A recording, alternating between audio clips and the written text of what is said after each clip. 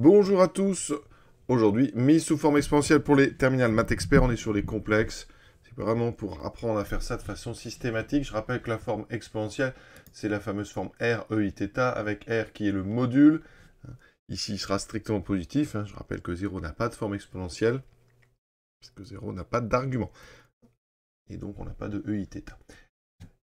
Comment faire? Alors, il faut être assez tactique. Il ne faut pas aborder ça vraiment en prenant tout de suite le calcul au milieu. Il faut au maximum factoriser pour simplifier le travail. La première étape, comme je l'écris ici, c'est de factoriser donc au maximum. Donc on va factoriser par, il y a un 7, vous voyez en dessous, on factorise donc par 1 septième. Ça veut dire que quand on factorise par 1 septième, vous prenez ici le moins racine de 3 sur 7, et bien il vous restera le moins racine de 3. Et ensuite le moins i fois 1 sur 7, il va rester moins i. Donc ensuite, on va travailler ce moins racine de 3 moins i. On va calculer son module. Pour calculer un module, ici je rappelle, il faut prendre donc la racine carrée, la partie réelle au carré, la partie réelle c'est moins racine de 3 au carré, ça fera 3.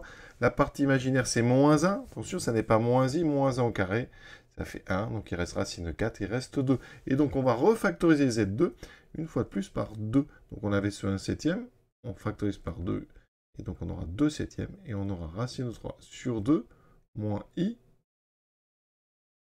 sur 2.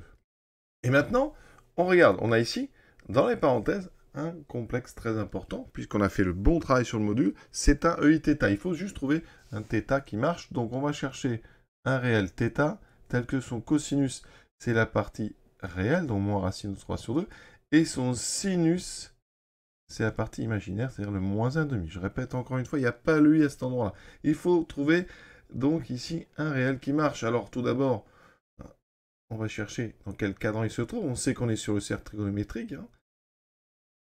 On doit être... Ici, on a un cosinus et un sinus qui sont négatifs. Donc, les coordonnées, les deux sont négatives. On est dans le cadran inférieur gauche. Donc ici, dans une famille où le sinus vaut un demi. Donc un demi, c'est la famille ici des pi sur 6. Ça, c'est très important à savoir. Donc on est dans la famille pi sur 6 en bas à gauche. En bas à gauche, on va rajouter pi. C'est donc du 7 pi sur 6. Donc 7 pi sur 6 ou moins 5 pi sur 6. Bon, les deux sont égaux modulo 2 pi. On dit qu'ils sont congrus modulo 2 pi. Donc ça veut dire qu'ici, on peut prendre θ dans ici l'ensemble des valeurs qui sont égaux à moins 5 pi sur 6 modulo 2 pi. Vous pouvez rajouter des multiples de 2 pi. Conclusion, l'exercice est terminé. Z2 va s'écrire 2 septièmes, ça c'est son module, d'accord, fois EI, moins 5 pi sur 6. Alors, souvent on met le moins avant le i, et on écrit moins 5 pi sur 6.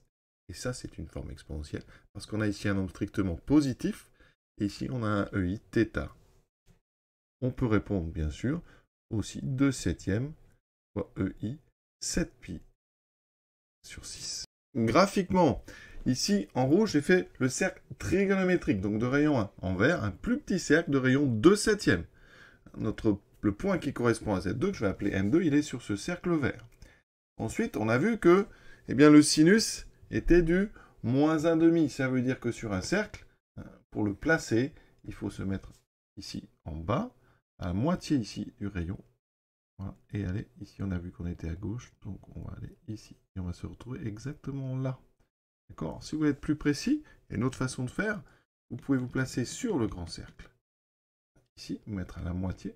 Et donc, avoir à cet endroit exactement un point qui correspond au bon argument.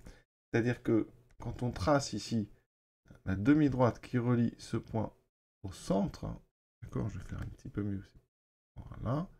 Et bien cette demi-droite, elle est très importante parce que ici, quand on regarde de la rotation ici, eh bien on a une rotation de 7 pi sur 6. Et si on tourne dans l'autre sens, ça c'est important à bien comprendre, eh bien on aura une rotation de moins 5 pi sur 6. Donc notre point, image de Z2, il est sur cette demi-droite, et il va se trouver sur le cercle vert, donc avec l'intersection des deux, on se trouve ici.